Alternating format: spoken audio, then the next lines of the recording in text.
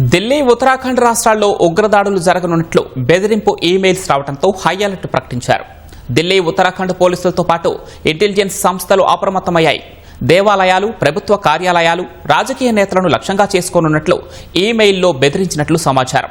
ఈ ఘటనపై ఢిల్లీ పోలీసులు దర్యాప్తు జరుపుతున్నారు. ఉత్తరాఖండ్ నుంచి ఢిల్లీ వరకు పలు ప్రాంతాలను అప్రమత్తం చేస్తూ నిఘా వర్గాలు హై అలర్ట్ జారీ చేశాయి.